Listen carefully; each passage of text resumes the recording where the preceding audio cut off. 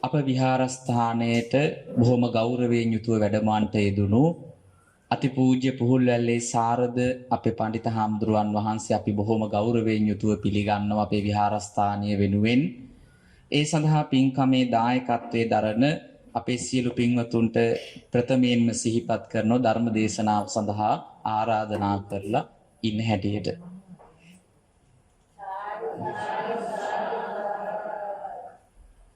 හොඳයි, tempat වෙලා නැවත වතාවක් සාදුනාදයක් පවත්වමු. වස්තුම් මාසය කියලා කියන්නෙම අපේ විහාරස්ථානයේට විශේෂ කාලයක්. මම පෙර සඳහන් කරා වගේ ආධ්‍යාත්මික ගුණවගහවන් සිද්ධ කර ගැනීම සඳහා අපි භාවනාමය වැඩසටහන්, ඒ වගේම තෙසැත්තෑ ඥාන පින්කම්, අටවිසි සම්බුද්ධ පූජාවන්, ධර්මදේශනා පින්කම් ආදී බොහෝමයක් බොහොම ශ්‍රද්ධාවෙන් බොහොම ගෞරවයෙන් යුතුව ඉස්ස සිද්ධ කරන්නට යෙදුණා.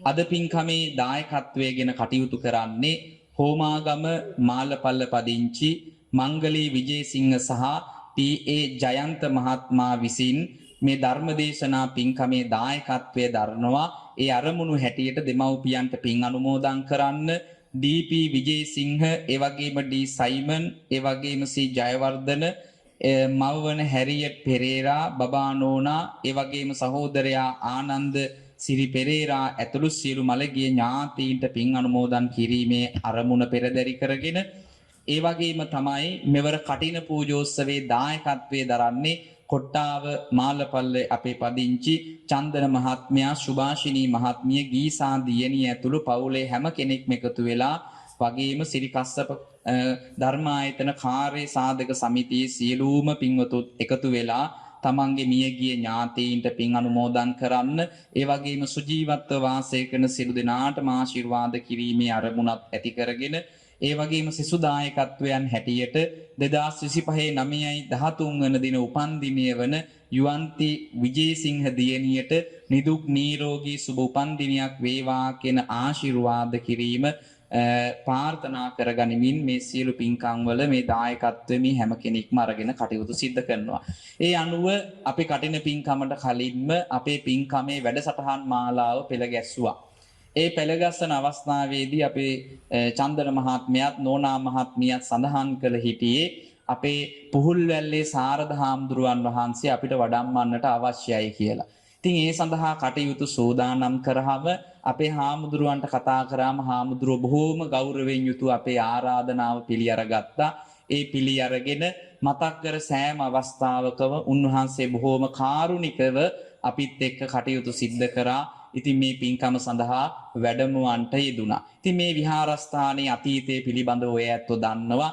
මේ විහාරස්ථානයේ නව විහාරස්ථානයක් හැටියට මෑත භාගයේ දියුණු කරන විහාරස්ථානයක් හැටියට ඔබේ ශ්‍රමදායකත්වයේ හැම කෙනාගේම එකමුතු වීම ආදී කටයුතු මුල් කරගෙන මේ විහාරස්ථානය ගොඩ නැගින්නේ. ඉතින් අපි බොහොම ගෞරවයෙන් යුතුව ආරාධනා කරනවා මේ ධර්මාසනයේ වැඩමවා වැඩ සිටින අති ගෞරවනීය පුහුල්වැල්ලේ සාරද අපේ සාමීන්ද්‍රයන් වහන්සේට මේ ධර්ම දේශනා පින්කම ඉස්ස සිද්ධ කර දෙන හැටියට හැම කෙනෙක්ම සාදුනාදයක් පවත්වමු. පින්වතුනි, හැම දිනාටම තෙරුවන් සරණයි. තිසරණ සහිත පංචශීලය සමාදන් වීම සඳහා নমස්කාරය තුන් සැරයක් කියන්න.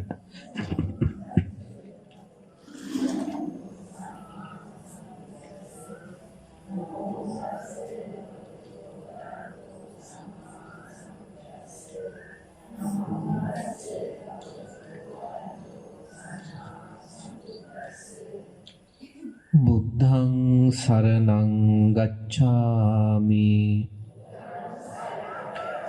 ධම්මං සරණං ගච්ඡාමි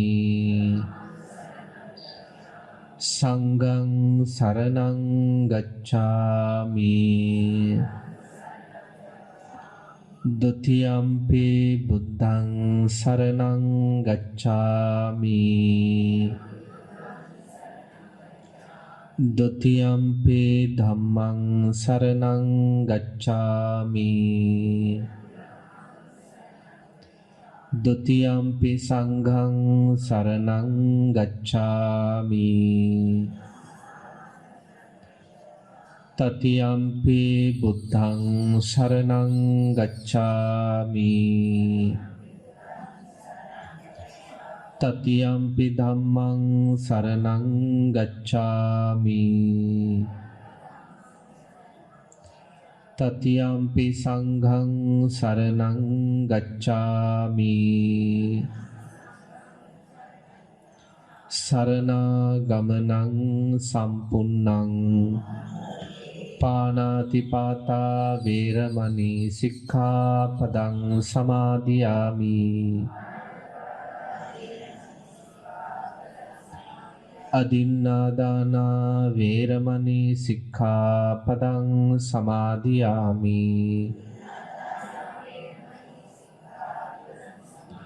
කාමේසු මිච්ඡාචාරා වේරමණී සික්ඛාපදං සමාදියාමි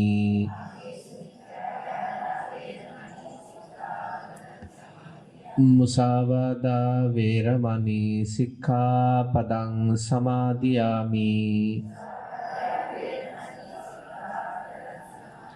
සුරාමේරය මජ්ජපමා දට්ඨානා වේරමණී සික්ඛාපදං සමාදියාමි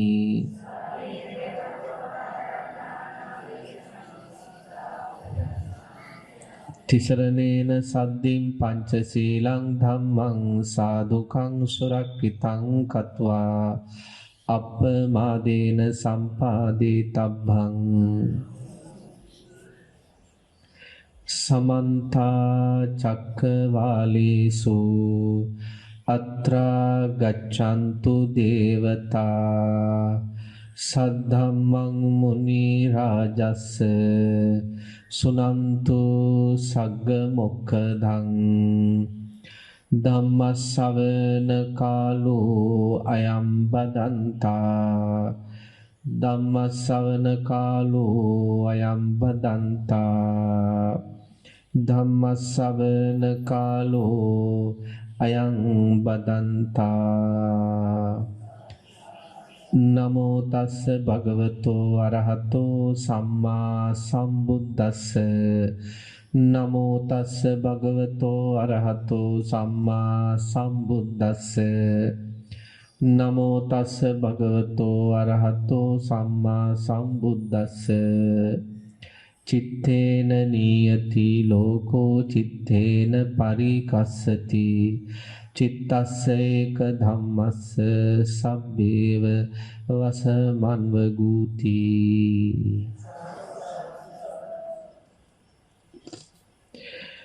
පොල්හේන මඩපාත සිරි කස්සප ධර්මායතනාධිපති රාජකීය පඬිත ශාස්ත්‍රපති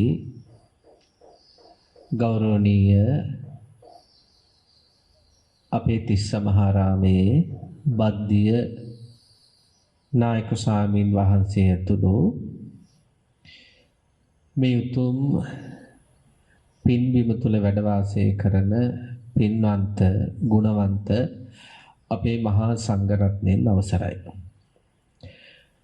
දායකත්වයේගෙන බොහෝම ශ්‍රද්ධාවෙන් කටයුතු කරන පින්වත් අය ඇතුළු සන්ධ්‍යා කාලයේ මේ පින්බිමට ඇවිල්ලා බණ ටිකක් අහලා හිත නිවා ගන්නට එක් රැස්වන්නට යෙදුණු කාරුණික ගුණබර පින්වතුනි මේ වස්සාන කාලය තුල අපේ රටේ විහාරස්ථානවල ගෞරවනීය මහා සංඝරත්නය සදැහැති දායක කාර්කාදීන් සමග කතා බහ කරලා ගිහි ජීවිත ගෙවන ඔබේ සිතට සැනසෙල්ල ලබා දීම පිණිස මොහොතකට හරි ජීවිතයේ තියෙන තැවිලි දැවිලි පහ වෙලා මානසික සුවතාවයක් විඳීම පිණිස මේ වස්සාන කාලය තුළ විවිධ පින්කම් සංවිධානය කරනවා. එහෙම සංවිධානය කරන්නට යෙදුණු ධර්ම දේශනාමය පින්කම් මාලාවක තවත් එක් අවස්ථාවක් තමයි අපේ පින්නතුන් මේ මුහුණ දෙන්නේ. පින්නතුනි අද අපේ පින්නතුන්ට අපි දේශනා කරන්න කල්පනා කළේ අපේ දායක පින්නතුන්ගේ ඉල්ලීමත් සලකලා බලලා මරණාසන්න හිත සහ මරණාසන්න හිත අපි යහපත් කරගන්න මොකද්ද කළ යුත්තේ කියලා තමයි අද අපි දේශනාව තුළ කතා කරන්න බලාපොරොත්තු වෙන්නේ. දැන් අපේ පින්නතුන්ට ඊයේ පෙරේදා ආරංචි වෙන්නේ නැති ඇල්ල වැල්ලවාය පාරේ රාත්‍රී 9:20ට විතර දකුණු පළාත ඉඳලා ආපු පිරිසක් ගමන් කළ බස් රථයක් අඩි 500කට වැඩි ප්‍රපාතයකට වැටිලා බිහිසුණු ඛේදවාචකයකට මුහුණ දුන්නා. පොඩි දරුවෝ ඉඳලා තියෙනවා, වැඩිහිටියෝ ඉඳලා තියෙනවා, තරුණ අය ඉඳලා තියෙනවා. සමහර අය බස් එක පෙරලෙද්දී වීදුරු වලින් විසි වෙලා තියෙනවා. සමහර අය බස් එකත් එක්කම පෙරලි ගිහිල්ලා තැලිලා පොඩි වෙලා 15 දෙනෙක් විතර මිය පරලොව ගියා. කාන්තාව 9 දෙනෙකුයි, පිරිමි අය 6යි. ඔබ අපි වගේම තමයි. දැන් බලන්න පින්නත් අයගේ ජීවිතේ කොච්චර බලාපොරොත්තු තියනවද කියලා. සමහර අයගේ බලාපොරොත්තු තමන්ගේ අනාගතය ගැන. සමහර අයට තමන්ගේ අනාගතය කියලා දෙයක් නැහැ. දරුවන්ගේ අනාගතේ. ඒක තමයි තියෙන්නේ. බොහෝ දෙමව්පියන්ට තමන් අමතක වෙලානේ ජීවත් වෙන්නේ. තමන්ට යහපතක් කරගන්න ඕන. තමන් සන්තෝෂයෙන් ඉන්න ඕන. තමන් අමතක වෙලා ඉන්නේ. දරුවෝ තමයි හැමතිස්සෙම මතක තියාගෙන දරුවන්ගේ අනාගතේ සාර්ථක කරන්න උත්සාහ කරන්නේ.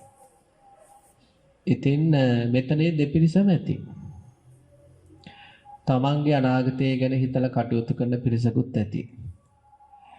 තමන්ට තමන් අමතක වෙලා තවත් පිරිසකගේ අනාගතය ගැන හිතත් කටයුතු කරන පිරිසකුත් ඇති. මෙහෙම අයත් ඇති. තමන් ගැනත් හිතන අනිත් අය ගැනත් හිතන අයත් ඇති.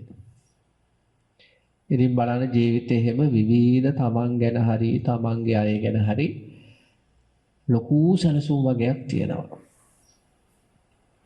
අර මේගිය අයටත් එහෙම සැලසුම් කොච්චර තියෙන්නේ නැද්ද? ඒ සැලසුම් වලින් පිරිච්ච ජීවිතේට ස්පාසුවක් ගන්න තමයි දවසක විනෝද චාරිකාවක්. දවසයි. ඒ විනෝද වෙන්න ගියපු ගමන ඒ කියන්නේ මාස ගාණක් මහන්සි වෙලා වැඩ කරලා පොඩි ස්පාසුවක් ලබන්න ගියපු දවසම මරණයෙන් අවසන් වුණා කියන්නේ. මේ බස් එක පල්ලමට යන්න කලින් ඩ්‍රයිවර් මහත්තයා ළඟ හිටපු ඩ්‍රයිවර් මහත්තයයි කොන්දොස්තර මහත්තයයි දෙන්නම කෑ ගහලා තියෙනවා.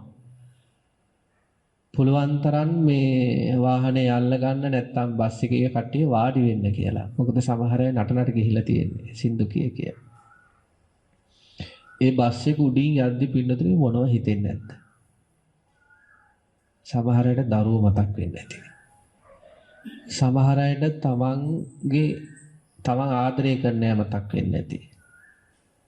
සමහර අයට තමන් කළ කුසල අකුසල කර්ම මේ ඇසිල්ලෙන් මරණයට මුහුණ දෙන්න යනවා කියන අදහසත් එක්ක සමහර අයට ඒවත් මතක් වෙන්නේ නැති. හිතා ගන්න බෑ. හැබැයි ඉතින් මරණයටපත් වුණ 15 දෙනෙක් අනිත් අයට අසාධ්‍යයි. අන්න ඒ වගේ ඔබේ අපේ ජීවිතවලත් එක දවසක් එක මොහොතක් එනවමයි. මගහරින්න බෑ. එනවමයි පින්නතුනි. ඔය අත්දැකීම් වල මුණ දෙන්න වෙනවා. දැන් අපේ පින්නතුන්ට මතක ඇති අර ආසන්න කාලේ පාසල් බස් රථයක් නෙවෙයි පාසල් වෑන් රථයක් ටිපර් එක හැප්පිලා අවුරුදු 12 වගේ දූල දෙන්නෙක් සමහරට වෛද්‍යවරියන් වෙන්න හිටපු ඉංජිනේරුවරියන් වෙන්න හිටපු ගුරුවරියන් වෙන්න හිටපු දරුවෝ දෙන්නෙක්. අම්මා තාත්තගේ බලාපොරොත්තුත් එක්කම ඒ අනතුරින් මිය යනවා. ඒ වගේ පින්නතුනේ ඔබ අපි ඕනම කෙනෙකුගේ ජීවිතේට මරණය හරිම සාධාරණයි. කොයි වෙලේ අප කරා මරණ ධර්මතාවය ඒද කියලා අපි දන්නේ නැහැ. මේ ලෝකේ ජීවත් වෙන සමහර අය පින්නතුනි ජීවත් වෙන්නේ අන්න ඒක අමතක වෙලා. අමතක කරලා කියන එක එච්චරම හරි නෑ. එයාලට ඇත්තටම අමතක වෙලා. එයාලට ඒක අමතක වෙලා තියෙන්නේ මේ ලෝකයේත් එක්ක තියෙන ගනුදෙනු නිසා. ඇහැ පිනවන්න යනකොට මරණය අමතක වෙනවා. අපි තුන් දුරකථනය පාවිච්චි කරන වෙලාවක් කියලා මරණය මතක් වෙනවද? ඔය දුරකථනයේ තියෙන මොනවා හරි නේද සිනාව උපදවන දෙයක් හරි මොනවා හරි දෙයක් මුහුණු පුතේ දෙයක් හරි බලන්න එහෙම නැත්නම් රූප වාහිනී ඉස්සරහා වාඩි වෙලා ටෙලි නාට්‍යයක් බලද්දි මරණය මතක් වෙනවද? මරණය මතක් වෙනවා නම් ටෙලි නාට්‍යයේ ඉන්න දුෂ්ට චරිතය ගැන තරහක් එයිද? නේද? මරණය මතක් වෙනවා නම් ටෙලි නාට්‍යයේ ඉන්න හොඳ චරිත සුදු චරිත ගැන ආදරයක් ඇති වේද? දේශපාලන වැඩසටහනක් බලන වෙලාවට මරණය මතක් වෙනවා නම් විරුද්ධ පක්ෂ කෙනාගෙන වෛරයක් එයිද? නේද? පින්නතුනි මේ ඇත්තටම ලෝක සත්‍යයා මරණය හිතලා අමතක කරලා නෙවෙයි. අර හැපිනවන්න යද්දි අමතක වෙනවා ඒක. කන පිනවන්න යද්දි මරණය අමතක වෙනවා. මම මැරෙන කෙනෙක් කියන එක අමතක වෙනවා. ඒක මතක් කරලා දෙන්නේ නැහැ හිත. නාසය, දිව, කය, මනස ආදිය පිනවන්න යද්දි ඇත්තටම මේ මරණය අමතක කරනවා නෙවෙයි මරණය අමතක වෙනවා. හිත මතක් කරලා දෙන්නේ නැහැ. ඉතින් එයාලගේ එකම අදහස කොහොම හරි ඇහැ පිනව ගන්න ඕන. දවසේ ඉලක්ක ඕව තමයි තියෙන්නේ. නැත්තම් අනාගතේ හරි ඇහැ පිනව ගැනීම ගැන ඉලක්ක. එතකොට ඇත්තටම එයාලගේ මානසිකත්වයන් සමාන වෙන්නේ කාටද? දැන් මේ ලෝකේ යම් යම් අය ඉන්නවා මරණය අමතක වෙලා ඇහැ කන නාසය දිවකය මනස පිනව. එයාලගේ මානසිකත්වයන් සමාන්තර කාටද? දැන් අපේ ගෙවල් වල ඉන්නව නේද හුරතලේට හදන බල්ලෝ බලන්න. ඒ බල්ලෝ බලලුන්ගේ පින්නතුණී මානසිකත්වයේ හැමතිස්සෙම මොකද්ද තියෙන්නේ? ඉන්ද්‍රියයන් පිනවීම. හොඳට බලන්න. ඇහැ පිනව ගන්න. කන පිනව ගන්න. නාසය පිනව ගන්න. දිව පිනව ගන්න. කය පිනව ගන්න. හිත පිනව ගන්න.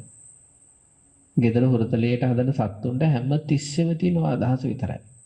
ඉන්ද්‍රියයන් පිනවීම. දැන් මිනිස්සෙකුත් එහෙම වුණොත් මොකද වෙන්නේ? මිනිස්සයාත් දැන් ඉන්ද්‍රියයන් පිනවීමම ජීවිතේ කරගත්තොත් නේද? අරයාගේ මනසයි මෙයාගේ මනසයි සමාන්තරයි. මනුෂ්‍ය තිරස්චාන කියන්නේ යාලට. දැන් පින්නතුන් මේ ගොඩට වෙලාවට වැටෙන්නේ නැහැ. බණ අහන්නේ වෙනවනේ. නේද? ඇයි දැන් ඉන්ද්‍රියන් පිනවීමට එහා ගිය දෙයක් පිනතුට කරගන්න ඕන. එතකොට මේ ලෝකේ ඉන්න සමහර අය එහෙම නෙවෙයි පින්නතුනේ අර තිරිසන් සත්වයේ මානසිකත්වයට සමාන්තරව ජීවත් වෙන්නේ. එයාලට මරණයක් ගැන හෝ මරණින් මතු ජීවිතයක් ගැන සිතවිල්ලක්වත් නැහැ. හැබැයි අපි එහෙම වෙන්න හොඳ නැහැ. අපිට මේ ගෙවන ජීවිතේ සාර්ථක කර ගැනීම ගැන අදහසක් තියෙන වගේම මරණින් මතු ජීවිතේ. ඇත්තට බුදුරජාණන් වහන්සේ හිටියනම් මේ කාලේ අර බස් අනතුරෙන් මියගිය 15 දෙනාගේ අලුත් භවයන් ගැන කියලා දෙයි. මේ දරුවගේ මේ භවයට. මේ වැඩිහිටි කෙනාගේ මේ භවයට. නේද? ඉතින් මේ 15 දෙනාගෙන් කී දෙනෙක් සුගතියට ගියාද? දුගතියට ගියාද? හිතා ගන්න අමාරු. පින්නතුනි ධර්මයේ උගන්වනවා මරණාසන්න මොහොතේ අපේ මනසට වෙන්නේ මොකද්ද කියලා. ඒක දැනගන්න එක හරි වටිනවා. මරණාසන්න මොහොතේ අපේ මනසට වෙන්නේ මොකද්ද කියලා. ධර්මයේ මෙන්න මෙහෙම සඳහන් කරලා තියෙනවා. ඒකට කියනවා කර්මය, කර්ම නිමිත්ත, ගති නිමිත්ත. පින්නතුනේ ඔය මේ ග්‍රන්ථයක් තියෙනවා. ඔය අභිධර්මාචාර්යවරයෙක් හිටියා බුද්ධ දාස කියලා. දැන් එතුමාගේ පොත්පත් හොයාගන්න හරි අමාරුයි. ඔය නාවිල අරණ්‍ය සේනාසනයේ මහතෙරුන් වහන්සේලා පිළිගත්ත ගිහි උපාසක මහත්තයෙක් බුද්ධ දාස කියලා. අභිධර්මයේ ඉගෙනුවේ. එතුමාගේ පොතක් තියෙනවා පටිච්ච සමුප්පාද වර්ණනා කියලා. දැන් හොයාගන්නවත් නෑ ඒ පොත්. ඉතින් අන්න ඒ පොතේ තියෙනවා මරණාසන්න මොහොත පිළිබඳව යම් යම් විග්‍රහ. පින්නතුනි 1950 ගණන් 60 ගණන් වල තුඩාව පැත්තේ ඉඳලා තියෙනවා ස්වාමීන් වහන්සේ නමක්. උන්වහන්සේට කියන්නේ තුඩාවේ ලොකු හාමුදුරුවෝ කියලා.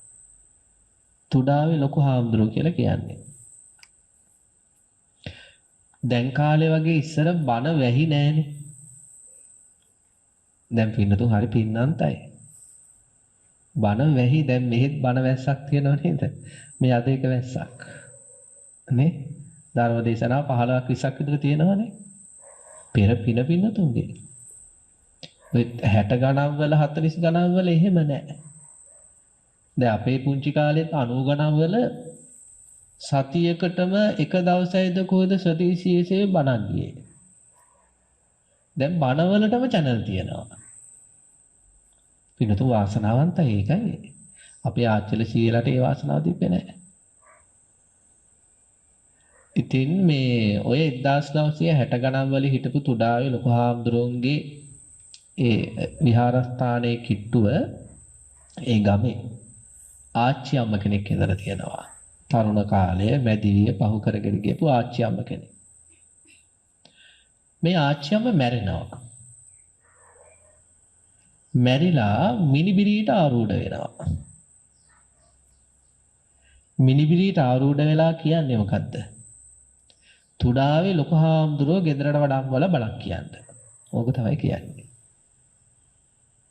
මිනිබිරියට ආරූඪ වෙලා කියන්නේ يعني ගමේ පන්සලේ ලොකු හාමුදුරුවෝ ගෙදරට ගෙන්නලා පින්කමක් කරන්න කියනවා. ඉතින් මේක ගිහිල්ලා මේ තුඩාවේ ලොකු හාමුදුරුවන්ට සිහිපත් කළා. උන්වහන්සේ ඉතින් කියලා සුදුසු දවසක් බලලා පින්කම සංවිධානය කරන්න අපි එන්නම් කියලා. මේ බුද්ධදාස අභිධර්මාචාර්යතුමාගේ පොතේ මේක තියෙන්නේ. පස්සේ බණ දවසේ ස්වාමීන් වහන්සේ ගෙදරට එනවා. දැන් අර මිනිබිරිත් ඉන්නවා. ස්වාමීන් වහන්සේ වැඩම කළාට පස්සේ මිනිබිරියට ආරූඪ වෙනවා අරයා. දැන් ස්වාමීන් වහන්සේ කතා කරලා තියෙනවා. ඇයි මේ කියලා. අනේ හාමුදුරනේ මං අසරණ වෙලා. කොහේ දහනව ඉන්නේ? අද කාලේ වගේ නෙවෙයි ඒ කාලේ ඉඩකඩම් හරි අක්කර ගණන්නේ. වත්ත පල්ලෙහා කොහිල කොටුවේ කියනවා ඉන්නේ. දැන් මේ ආච්චි අම්ම කියන්නේ මිනිබිරියට ආරූඪ වෙලා. උපාසකම්මා මේ ඇයි ඒ ලෝකෙට ගියේ කියලා අහනවා. ඔබ වහන්සේට මතකද අපේ මිනිස්සය කියලා අහනවා. සීයා. ඔව් මතකයි කියනවා. කොහෙට කලින්නේ මැරුණේ?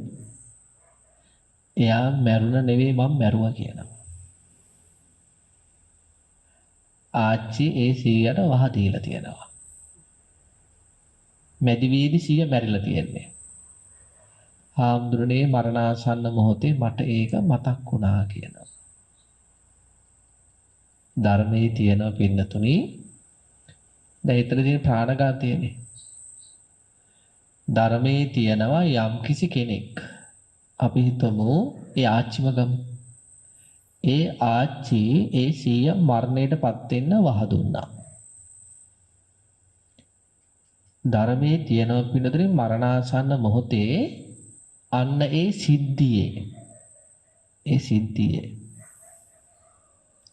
සිද්ධිය සම්බන්ධව අවස්ථා තුනකින් සිද්ධිය සම්බන්ධව කාරණා තුනකින් එකක් ඉදිරිපත් වෙන්න පුළුවන් කියනවා. මේක හොඳට තේරුම් ගන්න ඕන තැනක්. මේක විද්‍යාඥයන්ට හොයාගන්න බැරි එකක්. අදටත් මරණය ගැන පරිශීලනය කරනවා පුදුම විදියට මේ විද්‍යාඥයෝ හොයාගන්න අමාරුයි. බුදුරජාණන් වහන්සේට හිත කියවන්න පුළුවන් නේ. බුදුරජාණන් වහන්සේගේ අර ඥාන මට්ටම නිසා මේව අවබෝධ කරගෙන අපිට දේශනා කරලා තියෙන්නේ.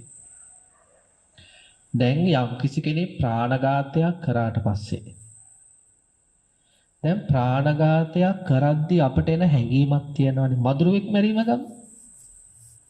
මදුරුවට ගහන වෙලාවේ හැංගීම මතකද? දැන් නම් ටිකක් මතක නැතුව ඉතින් දැන් මදුරුව මරන්න නැති නිසා. නේද? ඔය ඉස්සර හරි මදුරුවෙකුට ගහපු හැංගීම මතක් කරගන්න බැරිද අපට? ඒ කියන්නේ චේතනාවක් මෙතන එන්නේ නේ. මදුරුවා මැරීමේ චේතනාව. බල්ලොන්ට ගහලා ඇතිනේ. ඔය ගෙදරට එන ටිකක් පාර යන බල්ලෙක් આવුත් ගහන්නේ නැද්ද? ගලක් අරගෙන නවදින්න හරි පැත්තකට. ඒ ගහද්දී එන හැඟීම මතකද? නිකන් දරුණු හැඟීමක්, රත් වෙල වගේ එන හැඟීමක් නේ. ඒ සිතුවිල්ලක් නෙන්නේ. ඒ තරහත් එක්ක එන්නේ සිතුවිල්ල. ඒ තරහ සිතුවිල්ලත් එක්ක එන සිතුවිල්ලට කියන චේතනාව කියලා. ඒ කියන්නේ ඒක තමයි කියන ප්‍රාණඝාත කිරීමේ චේතනාව කියලා. දැන් මදුරු ඇඟට වහපුව ගමන් ගහද්දිම එනවා ප්‍රාණඝාත කිරීමේ හැඟීම, චේතනාව. ධර්මයේ සඳහන් වෙනව පින්නතුනේ යමෙක් අපි හිතමු ප්‍රාණඝාත ආදී අකුසල් හරි මොනවා හරි අකුසල් කරලා ජීවිතේ යම් තැනක ඉඳලා හරි මඟට ආවේ නැතිනම් එක්ක තරුණ කාලේ හරි එක්ක මැදි වියේදී හරි එක්ක වැඩිහිටි කාලේදී හරි පාරට ආවේ නැතිනම් ඒ කියන්නේ එයා අර වගේ වැරදි පාරම යන කෙනෙක්නේ. ඒක හරිම භයානකයි. දැන් දේවදත්ත මේ අඟුලිමාල ස්වාමීන් වහන්සේ ප්‍රාණඝාත මදුරුව නෙවෙයි කැරපොත්ත නෙවෙයි මැරුවේ. මනුෂ්‍ය ඝාතන දහසකට වඩා කරලා තියෙනවා. හැබැයි එක තැනක ඉඳලා හරි පාරට ආවනේ. ඒ නිසා සුගතියට යන්නත් කලින් රහත් වෙලා පිරිනිවන් පෑවා. ඒක මේ ධර්මයේ තියෙන ශක්තිය. ඔය ආනන්තරීය පාප කර්ම පහ හැරෙන්න එතනින් මෙහා ඕන පාපයක් 10-15 සතාවක් කරත් ඒ ධර්මයේ තියෙන ශක්තියට අනුව දහම පුරුදු කළා ඊළඟ භවයේ අපායට වැටෙන්නේ නැතුව සුගතියට යන්න පුළුවන්. ඒකයි බුද්ධ දේශනාවේ ධම්මපදයේ තියෙන්නේ තරුණ කාලේ බැරි වුණා නම් හරි මඟට එන්න මැදි වේදී එන්න කියනවා. මැදි වේදී හරි මඟට එන්න බැරි වුණා නම් වැඩිහිටි කාලේ දෙන්න කියනවා. එන අපිට බේරෙන්න අවස්ථා 3ක් තියෙනවා. එතකොට දැන් අර ආච්චි අම්මා සීයා ඝාතනය කරන්න කටයුතු කරලා ඒ කාලේ අද වගේ ඉතින් ලොකුවට ධර්ම අනුග්‍රහත් නැහැනේ. එයා ඉතින් එයා ගත කර ජීවිතය අරගෙන ගියා. මදුරුව තලතල ඔහොම ඉතින් කුසල මාර්ගයක් නැතුව අරගෙන ගියා. අන්නරයට මරණාසන්න මොහොතේ ඒකට කියන්නේ කර්මය ඉදිරිපත් වෙනවා කියලා. අර සීයා ඝාතනය කරද්දී වහදීලා ආපු හැඟීමක් තියෙනවනේ. අන්නේ හැඟීම ඒ වෙලාවේ ආව වගේ මරණාසන්න මොහොතේ නැගින කියනවා. ඒකට කියනවා කර්මය ඉදිරිපත් වීම කියලා. දැන් අපි තුන් මෙහෙම කෙනෙක් අත් නොහැර පරුස වචන කියනවා. කොතනින් හරි මේ කතා හරින්න එපා අපි මේ නවත්තන්න එපා. කෙනෙක් එහෙම නෙවෙයි. අත් නොහැර පරුස වචන කියනවා. වයසට ගිහිල්ලත් පරුස වචන කියනවා. පරුස වචන කියද්දිත් අපිට නැහැඟීමක් තියෙනවනේ. ඒක අර නේද? සතෙක්ගේ ඔළුව අත ගන්නකොට එන හැඟීම නේ. දරුවාගේ ඔළුව අත ගන්නකොට එන හැඟීම වගේ සෞම්‍ය හැඟීමක් නෙවෙයිනේ. නේ? පරුස වචනයක් කියද්දී එන හැඟීම තවාගෙන දවාගෙන එන හැඟීමක්. එතකොට පරුස වචන කීම කියන අකුසලයේ දිගින් දිගට කරගෙන ගියපු කෙනෙක් මරණාසන්න මොහොතට මුහුණ දෙද්දී කලින් පරුස වචන කියද්දී ආපු අර ආවේගශීලී හැඟීම ඒ වෙලේ දැනෙන්න ගන්නවා. අන්න ඒකට කියනවා කර්මයේ ඉදිරිපත් වෙනවා කියලා. ඒ කියන්නේ මොනවා හරි පාපයක් පින්නතුනි දහම්මගට හරිමගට එන්නේ නැතුව යමෙක් දිගින් දිගට කරගෙන ගියොත් අන්නේ පාපය කරද්දි ආපු හැඟීම මරණාසන්න මොහොතේ පාපය කරද්දි ආව වගේම එනවා හිතේ. අන්නේ හැඟීමත් එක්ක මරණය සිද්ධ වෙනවා. දුගතියේ. ඕකට කියන්නේ කර්මයේ හෙවත් චේතනාව ඉදිරිපත් වීම කියලා. ඕක උනේ නැතිනම් කර්ම නිමිත්ත ඒ පාපයට සම්බන්ධ වෙච්ච දේවල් මතක් වෙනවා. දැන් අපි හිතමු අර ආච්චි අම්මා 100ට වහ දුන්නනේ. අනේ වහ කෝපේ මතක් වෙන්න පුළුවන්. එහෙම නැත්නම් ඒ වහ ආහාරයට අරගෙන මැරිච්ච 100 මතක් වෙන්න පුළුවන්. මේක හොඳට තේරුම් ගන්න ඕන තැනක් නේද? දැන් අපි හිතමු දැන් කුසල කර්ම පැත්තෙන් කෙනෙක් හැමදාම හවස 6ට හරි කීයකට හරි අත්නුහැර බුද්ධ වන්දනාව කරනවා. අත්නුහැර බුද්ධ වන්දනාව. දැන් මෙයා අපි හිතමු කොයියම්ම මොහොතක හරි මරණයට මුහුණ දෙද්දී කර්මයේ ඉදිරිපත් වෙනවා කියන්නේ කුසලයේ පැත්තෙන් මෙයාට අර බුද්ධ වන්දනාව කරද්දී ආපු හැඟීම් තියෙනවානේ. අනේ හැඟීම් එන්න ගන්නවා. ඊට අනුකූලව සුගතියට යනවා. එහෙම ඉදිරිපත් උනේ නැතිනම් කර්ම නිමිත්ත කියන්නේ බුද්ධ වන්දනාවට පාවිච්චි කරපු දේවල්. මල් වට්ටියක් මතක් වෙන්න පුළුවන්. පිළිම වහන්සේ මතක් වෙන්න පුළුවන්. හඳුන් කූරු මතක් වෙන්න පුළුවන්. ගිලන්පස ටික මතක් වෙන්න පුළුවන්. අන්න ඒකට කියනවා කර්ම නිමිති ඉදිරිපත් වීම කියලා. අන්න ඒකත් එක්කම මරණය සිද්ධ වෙලා සුගතිය උපදිනවා. දැන් අර ආච්චි ප්‍රාණඝාත අකුසලේ යන්නේ කලේ. එතකොට යාට අර ප්‍රාණඝාතය කරද්දී ආපු හැඟීම මරණාසන්න මොහොතේ ආවේ නැතිනම් කර්ම ඉදිරිපත් උනේ නැතිනම් ඒ මරණයට සම්බන්ධ සිද්ධියක්. ඒකට කියන්නේ කර්ම නිමිත්ත කියලා. ඕනේ හිතේ නැగిලා ආවා. ඒකත් එක්ක මරණය සිද්ධ වුණා.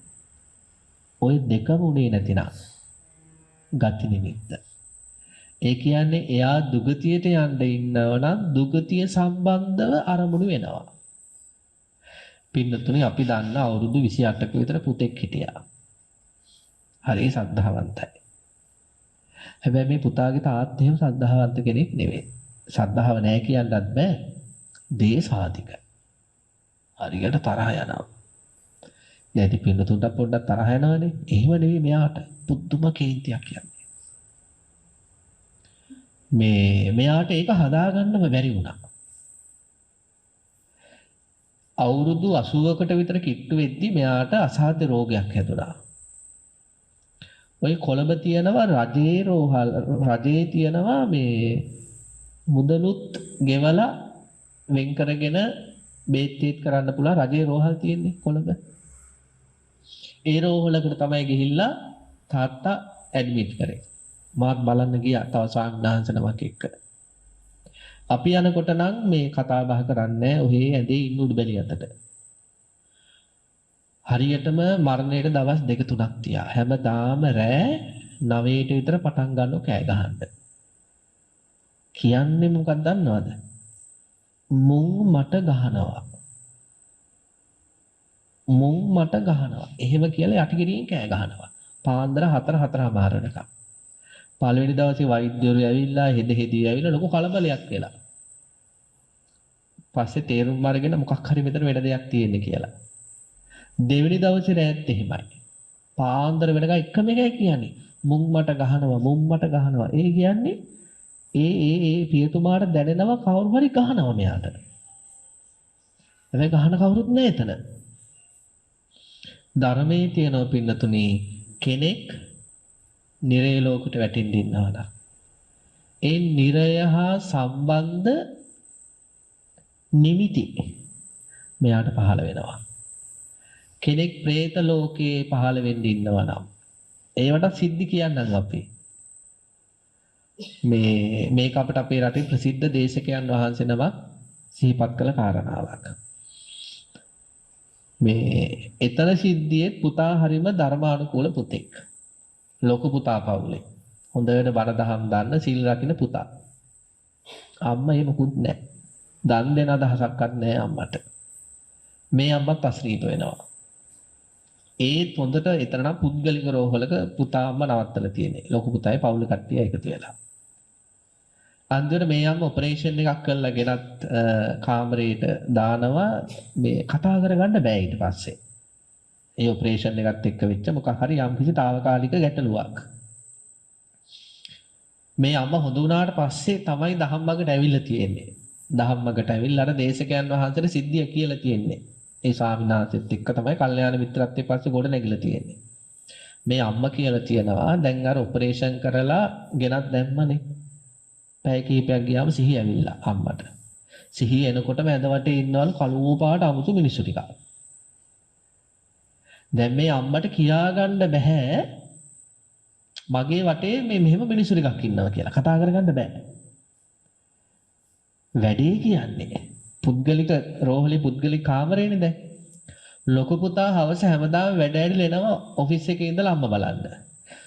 ලොකු පුතා ඇවිල්ලා දොර අරිනකොටම අර කට්ටිය අතුරුදහන්. දැන් පළවෙනි දවසේ අත්දැකීම මේ අම්මගේ. ලොකු පුතා දොර වහගෙන පැයක් විතර ඉඳලා යද්දි මොකද වෙන්නේ? ආපු කට්ටිය වට කරගන්නවා.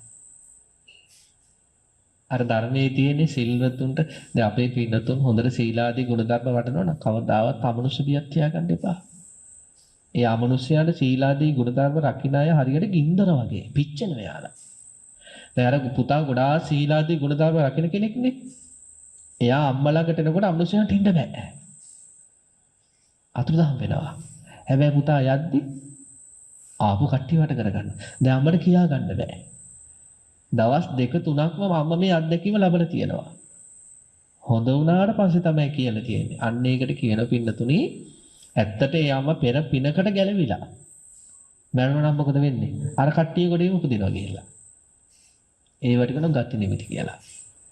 ධර්මයේ දින പ്രേත ලෝකයේ උපදින්නට හේතු සම්පත් තියෙන කෙනා හේතු තියෙන කෙනාට പ്രേත ලෝකයේ සම්බන්ධව අමනුෂ්‍යව පේනවා. නිරේ ලෝකයේ උපදින්න ඉන්නට අර වගේ ගහනවා වගේ ගිනි දැල් වගේව පේනවා. තිරිසන් ලෝකයේ උපදින්න ඉන්නට වනාන්තර පේනවා කියලායි තියෙන්නේ. ඒ වගේම කෙනෙක් සුගතිය උපදින්න ඉන්නවනම් දුටුගැමුණු රජතුමාට වගේ දිව විමාන පේනවා, දෙවිවරු පේනවා, දිව රත පේනවා, දිව මල් පේනවා. ඔය තුනේ එකක් අපටත් වෙනවා නේද? එක්කෝ අපි කරපු කුසලයකට අදාළව කුසලය කරද්දී අත්දකපු හැඟීම කර්මයේ විදියට ඉදිරිපත් වෙයි. අපි මේ පැත්ත විතරක් කතා කරමු අකුසලය ගැන කියන්නේ නැතුවනේ. එහෙම නැත්නම් කුසලය සඳහා පාවිච්චි කරපු දේවල්. ඒකට කියන්නේ කර්ම නිමිත්ත කියලා. අපිට ඒ කුසල් දිගටම කර ගියොත් මරණාසන්න මොහොතේ හිතේ පහළ වෙලා හිත රාරමුණු වෙලා සුගතිය උපදී. ඔය දෙකම ආවේ නැතිනම් ඒ කරපු අත්නොහැර කරපු කුසලයේ හේතු වෙලා ඒක ඉදිරිපත් වුණොත් ඊළඟ ලැබෙන්න යන සුගතිය සම්බන්ධ අරමුණු ලැබිලා අපි සුගතිය උපදිනවා. දැන් රාජ්‍ය අම්මට උනේ දැන් යාච්චි අම්ම කියනවා කොහිල කොටුවේ මම ඉන්නේ තනියම නෙවෙයි.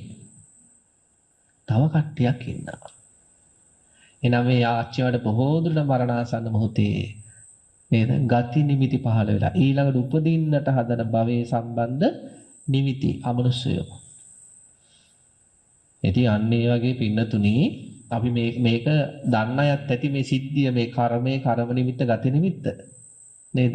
නොදන්න කෙනෙක් ඉන්නවනම් අපි ආපහු මතක් කරන්නම් යම් කිසි කෙනෙක් මරණයට මුහුණ දෙනකොට එයා කරපු කුසල කර්මයක හෝ අකුසල කර්මයක හෝ ඒ ක්‍රියාව තුළ යෙදෙනකොට ඇතිවෙච්ච හැඟීමක් චේතනාවක් තියනවාද? අන්න ඒක ඒ වගේම දැනෙනවා මරණාසන්න මොහොතේ. ඒකට කියනවා කර්මයේ ඉදිරිපත් වීම කියලා. ඕක උනේ නැතිනම් කර්ම නිමිත්ත. ඒ කුසලයට හෝ අකුසලයට සම්බන්ධ දෙයක්. ප්‍රාණඝාතයක් නම් ඒ මරපු කෙනා.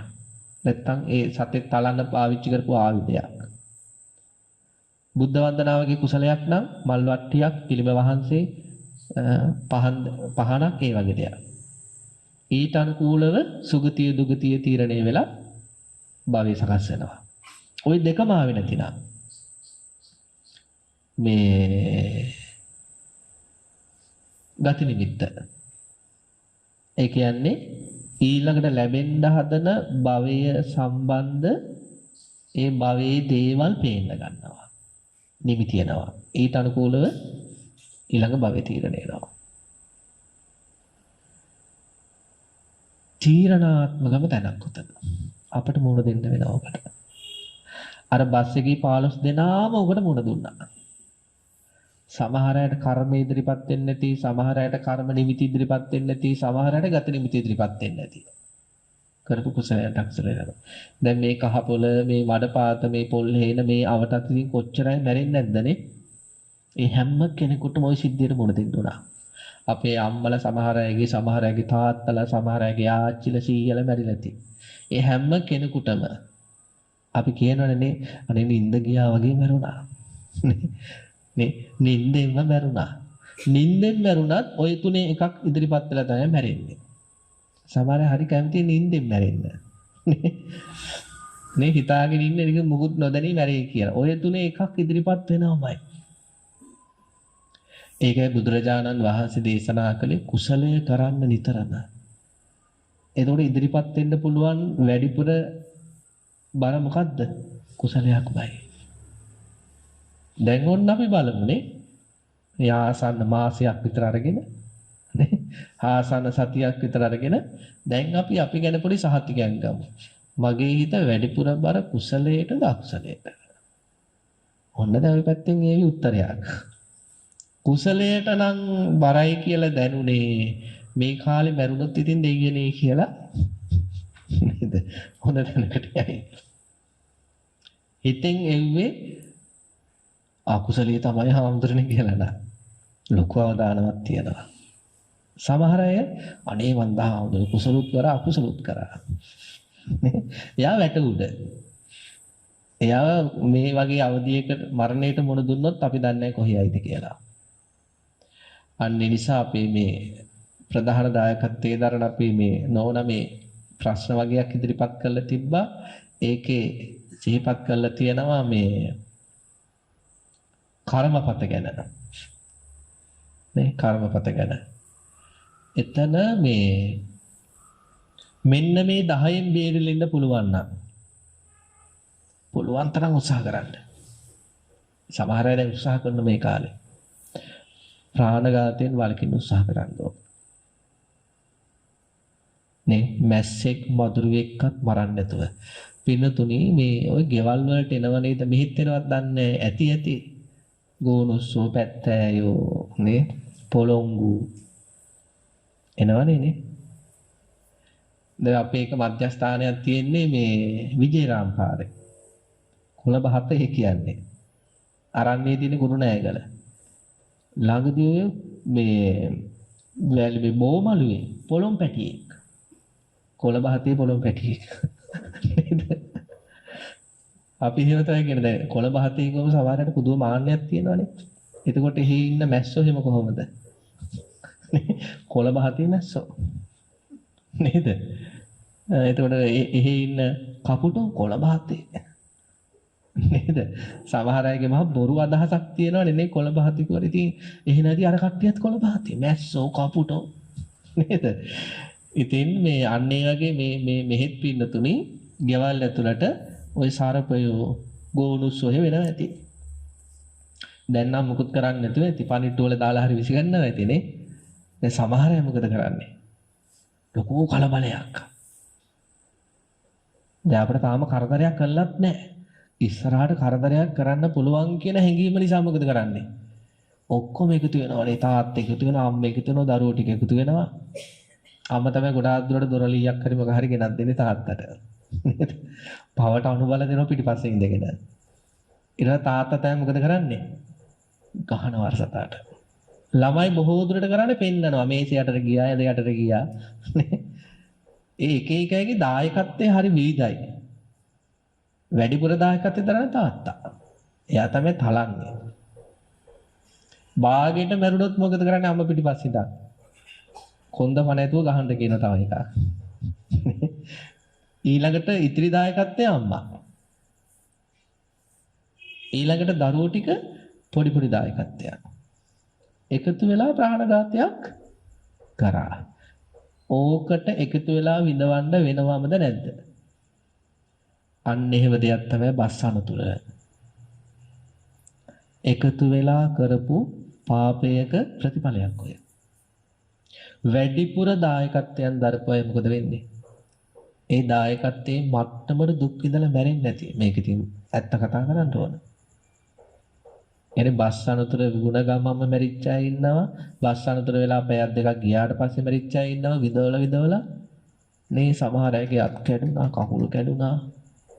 දැන් බලන්න අර ගෙදර වෙච්ච ප්‍රාණඝාත අකුසලයට තාත්තා වැඩිපුර දායකත්වය. එතකොට එයාට අර එකතු වෙලා විපාකේ අත්දකිද්දි වැඩිපුරම බර එයාට එන්නේ.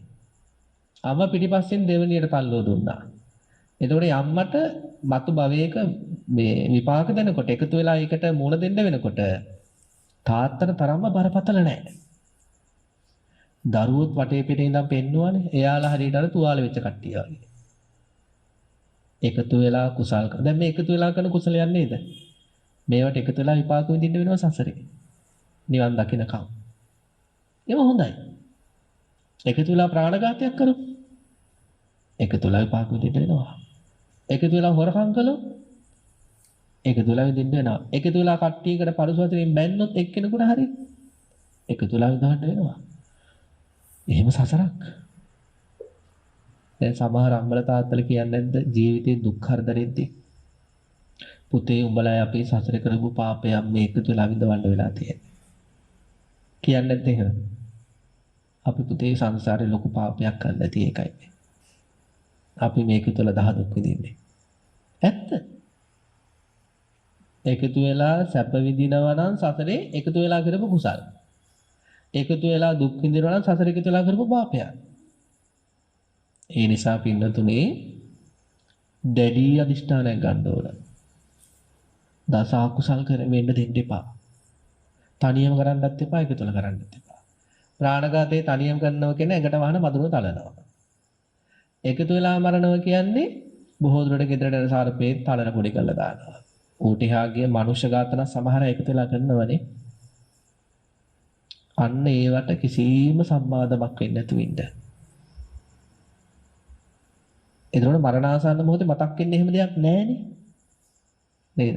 ප්‍රාණඝාතයෙන් අයින් වෙන්න. පැස්සෙක් මදුරෙක්වත් මරන්න එපා. ආන්සත දේවල් සොරකම් කිරීම. නේද? අල්ලපු ඉඩමක වැටිලා පාරට පෙල්ලීගෙන ආපු පොල් ගෙඩියවත් අනේ පොල් ගෙඩිය රුපියල් 150 කියලා අරන් යන්න එපා. නේද? එහෙම තමයි හිතේ වෙලාවට අපිට කියන්නේ. ඉතින් වත්තේ පොල් ගස් 60ක් විතර තියෙන දේ එකක් ගත්තාම මොකද හිත කියනවා? මේ මහා සාගරේ දියදෝතක් ගත්තම මොකද? ඊළඟ මේ කාලේ පොලුත් ගණ එකක් ගෙනිච්චොත් හොඳයි. නේද? බලන්නේ හොරකමකට හිත හැමතිස්සෙම අපිව මෙහෙවනවා. ඕක කමන්නේ පොඩි දෙයක් නේ. නේද? එහෙම අන්සතු ඉඩමකින් පොල් ගෙඩියක්වත් අම්මා තාත්තගේ දෙයක්වත් සහෝදරයෙක්ගේ සහෝදරියගේ දෙයක්වත් අපි තුන් මෙහෙම දැන් මහත්තයා අපේ අම්මලාගේ අතට රුපියලක්වත් දෙන්නේ නැහැ. එයාගේ තිත ඔක්කොම වියදමට සල්ලි තියා ඉන්නේ. හරිද? දැන් ගෙදරට උදව් කරන්නත් ඕනේ කියන්නේ අම්මා තාත්තට. හරිද? දැන් මහත්තයා එක සතයක්වත් දෙන්නේ නැහැ කියලා හිමීට අර සාක්කුවෙන් 1000ක් විතර ගත්තොත් මොකද වෙන්නේ? මගේ මහත්තයාගේ තියෙන්නේ විපාක හම්බෙන්නේ නැද්ද? හම්බ වෙනවා. ඒ මගේ කියන සංකල්පය අපි හදාගත් එකක් නේ. නේ? ඒක වැරදි දෘෂ්ටියක් මේක.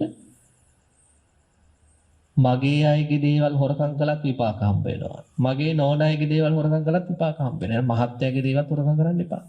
හොර හිතින් ගන්න එපා. නෝනාගේ දෙයක්වත් හොර හිතින් ගන්න එපා. විපාක හම්බ වෙනවා. ඊළඟ කාමීත්‍යාචාරය. ස්වාමියා භාර්යාව ඉක්මවා යන්න එපා. හරි බය. දරුණු විපාක සසරේ හම්බ වෙනවා. ඒ ඕකට කියනවා කාය දුස්චරිත. වචී දුස්චරිත 4ක් තියෙනවා. පරුස වචනේ නිවත් වෙන්න ඕන. අපිටද වෙලාව වැඩි මොකද දන්නවද? 7:00 වෙදී තලවතු ගොඩ ඉන්න ඕන අනිත් දේශනාවට. සාමාන්‍ය අපි වෙලාවක් තියාගෙනමයි අනිත් බණක් බාර ගන්න. හැබැයි මට මේ දැන් තලවතු ගොඩ තියෙන දේශනාව බාර නොගෙන බැරි වුණ එක හේතුවක් නිසා. මට කාලයක් එක දිගට බණ කියද්දි කැස්ස තිබ්බා. මාධ්‍යේ බණක් කියද්දිත් කහිනවා මම. ඔය තලවතු ගොඩ ඉන්න සිංහල වෙද අම්මෙකුයි වෙද යම්මගේ පුතත් වෙද මහත්තයෙක්. ඒ දෙන්න ඕක දැකලා විපස්සනා අපේ භාවනා මධ්‍යස්ථානෙටම ඇවිල්ලා ඔක්කොම සිංහල වේත් අරගෙන ඇවිල්ලා මට සතියේකට ඔක්කොම ටික හදලා දුන්නා. මේ බණ බාරගත්තට පස්සේ එයාලා ආරාධනාවක් කළා නේ හාමුදුරනේ අපිට දවස වෙනස් කරගන්න බෑ කියලා මේ අද හවස අද රෑ 7ට බණක්. මං කෝ අපිට මේ 6ට මෙහෙ බණ තියෙන මට දැන් බෑ කියන්නත් බෑ. නේද? අච්චර කැපවීමක් කරපු කෙනෙකුට අනේ කරගන්න දෙයක් නැහැ කියලා කියන්න බෑ. ඒ නිසා අපි කෝ 7:00ට බණ දාගන්න අපි එන්නම් කියලා. නැත්තම් තව ටිකක් බණ කියන්න තිබ්බා. නේද? ඉතින් එතකොට කෙටියෙන් අපි කියන්නේ පරුස වචන. දැඩි අධිෂ්ඨාන ගන්න පින්නතුනේ ලෝකෙ කොච්චර විසමුණත් Taman ඇසුරු කරන්නේ කොච්චර නරක වුණත් යාළ කොච්චර නරක වචන කිව්වා. තමන්ගේ සසර ගැන හිතන්න. නේද මම පරුස වචන කියද්දී මරණාසන්න මොහොතේ ගොඩ ගැහින්න දේවල් වගේක් තියෙනවා. මට අයහපත් දේවල් මරණාසන්න මොහොතේ මතක් වෙන්න ගොඩ ගහ ගන්න බෑ. මට මරණාසන්න මොහොතේ මතක් වෙන්න හොඳ දේවල්. එහෙනම් මං හොඳින්ම කතා කරනවා. ලේසි නෑ. ඒත් අපිට කරන්න වෙනවා. මුසාවසින් වළකින්න, කේලමෙන් වළකින්න, ප්‍රලාපෙන් වළකින්න. වචනේ වෙන දුස්චරිත 7යි එතකොට. අනිත් එක තමයි පින්නතුනි අවිජ්ජාව. අවිජ්ජාව කියන්නේ අන්සතු දේවල් වලට මගේ කර ගැනීමේ ආශාවෙන් සිතිවිලි ඇති කර ගැනීම. ඒ කියන්නේ මේ ස්ත්‍රියක් දැකලා වෙන්න පුළුවන්, පුරුෂයෙක් දැකලා වෙන්න පුළුවන්, ගියක් දොරක් දැකලා වෙන්න පුළුවන්, කෙනෙක්ගේ මෙලමුදල් දැකලා වෙන්න පුළුවන්. ලෝභයක් උපදින එක නෙවෙයි ආශාව උපදින්න පුළුවන්. මගේ කරගන්න හිතෙන සමහර අයට අන්න ඒක කියන අවිද්‍යාව කියලා. අනේ මගේ කරගන්න තිබ්බනම් මගේ වුණා නම් එහෙම හිතෙන සමහර දේවල් ගැන සමහර අය ගැන අන්සතු දේවල් ගැන අන්සතු ජීවි සහ අජීවී දේවල් ගැන සමහර අයට එහෙම දැඩි ලෝභකම් ඇති වෙනවා. මොහොතකට හරි මගේ වුණා නම් කියලා හරි. ඒ ප්‍රබල අකුසලයක් ඒක. ප්‍රබල ලෝභයක්. අන්න ඒ වගේ අන්සතු දේවල් වලට දැඩිව ආසා කිරීමේ හැඟීම කියන මනෝමය අකුසලය. දුගතිය කරා අපි අරගෙන යන්න හේතු වෙන අකුසලයක්. ඉතින් අන්නේ වගේ අකුසල් ඇති කරගන්න තියෙනවා ව්‍යාපාදය. ව්‍යාපාදේ කියන්නේ තුයි පුංචි පුංචි තරහවල් නෙවෙයි. කෙනෙක් ගහන්න, තරන්න, මරන්න, විනාශ වෙන්න තරම් තරහක් ඇති වෙනවනම් අන්න ඒව දුගතිගාමී වෙන්නම හේතු වෙන අකුසල්. නිකන් එතන තරහ නෙවෙයි. ඊළඟ මිත්‍යා දෘෂ්ටිය. මේ දරිත්‍ය දාන ආදී පින්කම් කරද්දී, සීලාදී ගුණධම් වඩද්දී, අම්මට සලකද්දී, තාත්තට සලකද්දී, කර්මේ කර්මඵලයේ අදහගෙන ජීවත් වෙද්දී අපි ඒවට විරුද්ධ වෙන්න හොඳ නැහැ. නේද? මේ මිත්‍යා දෘෂ්ටියනේ විරුද්ධ වෙනවා කියන එක. ඉතින් අන්නේ වගේ පින්නතුනි වචනේ වෙන අකුසල් 4න් මිදීමයි, කයෙන් වෙන අකුසල් 4න් තුනෙන් මිදීමයි, සිතින් වෙන අන්සතු දේවල් වලට දැඩිව ආශා කිරීමයි, අන් අයගේ විනාශේ පැතීමයි මිත්‍යා දෘෂ්ටියයි කියන. අන්නේ කාරණා තුන ඇතුළු නො දස අකුසල කර්ම වලින් පුළුවන් තරම් බේරිලා හිටියොත් තමන්ගේ මරණාසන්න මොහොත ජය ගන්න පුළුවන්. ඉතින් ඒ නිසා අද දවසේ දැඩි අදිෂ්ඨානයක් ඇති කරගන්න පින්නතුනි විනාඩි 50යි බණ කිව්වේ. ඒත් 7යි 5යි දැන්. ඉතින් දැඩි අදිෂ්ඨානයක් ඇති කරගන්න පින්නතුනි මරණාසන්න මොහොත කියන එක දේශනා කරන අපටත් මූණ දෙන්න වෙනවා. ඔබටත් මූණ දෙන්න වෙනවා. කුසලය වැඩිපුරම කරගෙන ගියොත් මරණාසන්න මොහොතේ කුසල හිත් පහළ වෙනවා. අකුසල් දිගින් දිගට කර කර ගියොත් එක අකුසලයක් හරි අත්නොහැර දිගින් දිගට කරගෙන යන තත්ත්වයක් ඇති වුණොත් ඒක මතක් වෙන්න පුළුවන්. ඒ නිසා කුසලයට අනුව අකුසලයට අනුව තීරණය වෙන මරණාසන්න මොහොතේ මම කුසල සහගත හිතක්ම මතුවෙන විදියට නේද? ලෝකේ කොච්චර විසමුණත් මම මගේ හිතයි කය වචනයයි නිවැරදිව භාවිතා කරනවා. ඒ නිවැරදිව භාවිතා කරන මේ ජීවිතය හේතු වෙලා මේ සීලය හේතු වෙලා මට මගේ මරණාසන්න මොහොත ජයගෙන සසර ජීවිතේ සුවපත් කරගනිමින් නිවන් දකින්නම මේ පින් හේතු ආසනාව වේවා කියලා ප්‍රාර්ථනා අදිෂ්ඨාන ඇති කර ගන්න. පින්නතුනි අද දවසේ පොල්හේන වඩපාත සිරි කස්සප ධර්මායතනයේ තුල සිදු කරන්න යෙදුන මේ වස්සාන ධර්ම දේශනාවේ උතුම් ප්‍රධාන දායකත්වයෙන් කටයුතු කරන්නට යෙදුනේ හෝමාගම මාලපල්ල මංගලී විජේසිංහ මහත්මිය සහ පී.ඒ. ජයන්ත මහත්මයා විසින් බව සිහිපත් කරනවා. විශේෂම බලාපොරොත්තු වෙන්නේ දයාබර දෙමව්පියන් වන ඩී.පී. විජේසිංහ, ඒ වගේම ඩී. සයිමන්, ඒ වගේම එස්.ද අයිද එස්.සී. ජයවර්ධන කියන ඒ පින්වත් පියවරුන්ටත්, හැරියට් පෙරේරා සහ බබා නෝනා කියන මව්වරුන්ටත්, සහෝදරයා වන ආනන්ද සිරි පෙරේරා ඇතුළු සියලුම වර්ග පරම්පරානුගත ඥාතීන්ට පුණ්‍යානුමෝදනා කරන්න බලාපොරොත්තු වෙනවා. ඒ මංගලී විජේසිංහ මහත්මිය සහ පී.ඒ. ජයන්ත මහත්මයා බලාපොරොත්තු වෙන ආකාරයට මේ දයාබර දෙමව්පියන්ටත් සහෝදරයාටත් මේ උතුම් පින් අයිති අනුමෝදන් වෙලා ඒ හැම දිනාගේම සසර ජීවිතය සුඛී සූපත් භාවයට පත් වෙමින් උතුම් නිවනින්ම සැනසෙත්වා කියලා ප්‍රාර්ථනා කරනවා.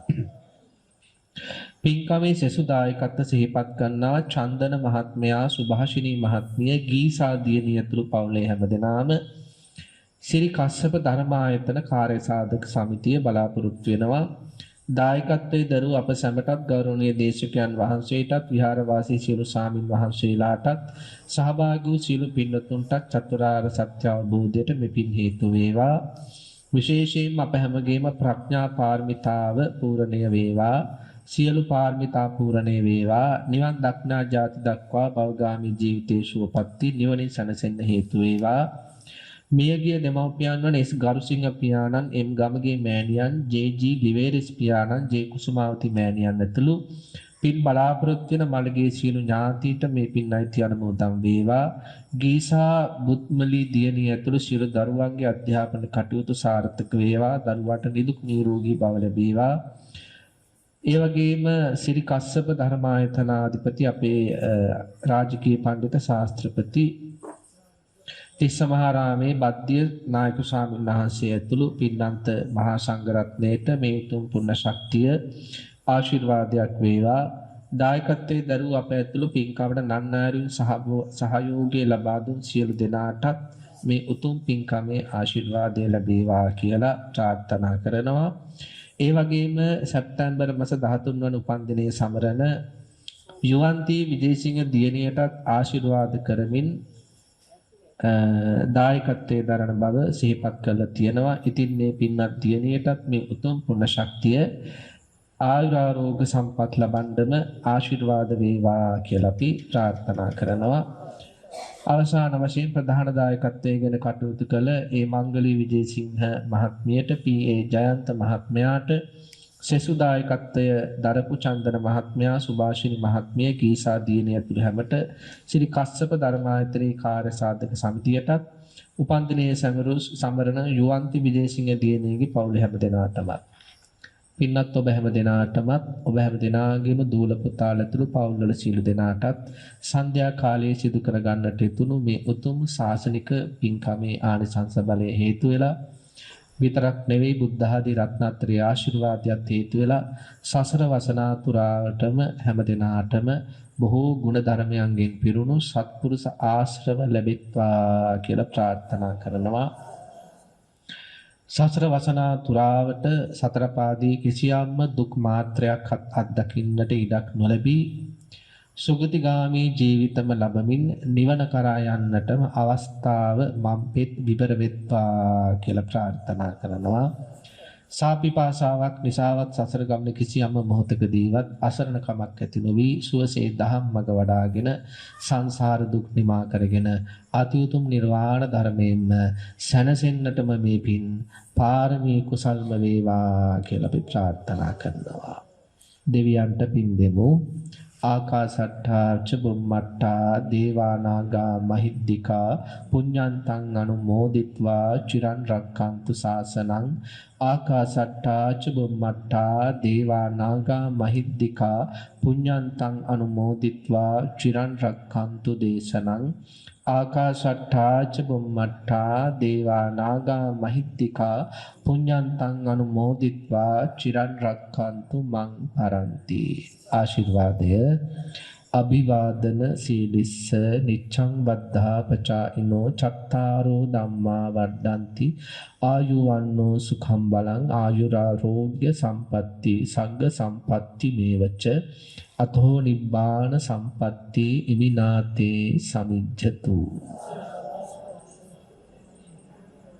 හොඳයි හැම කෙනෙක්ම නැවත වතාවක් සාදුනාදයක් පවත්වමු.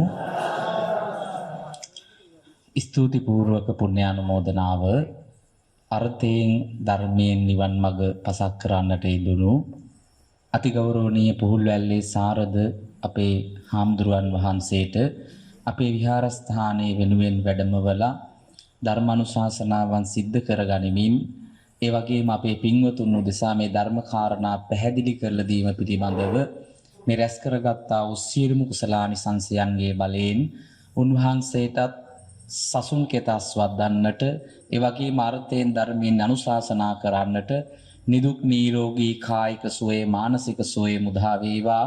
ඒ වගේම අවසන ජාතියක් ජරාවක් ව්‍යාධියක් කෙලවර බුදුපසේ බුදුමහරහතන් වහන්සේලා නිවී සැනසුණු අමා මහ නිවන් සම්පත්තිය උදා කර ගැනීම පිණිසම හේතු වාසනා වේවා කියලා අපි එක සිතින් ප්‍රාර්ථනා කරමු. එහෙනම් මේ පින්කම් වල දායකත්වයෙන් කටයුතු කරපු ඔබ සියලු දෙනාටමත් බණහපු ඔබ සියලු දෙනාටමත් සසර දුකින් අත මිදෙන්න මේ පින් හේතු වාසනා වේවා පාරමිතා ධර්මයක්ම වේවා කියලා එක සිතින් යුතුව ප්‍රාර්ථනා කරමු. තෙරුවන් සරණයි.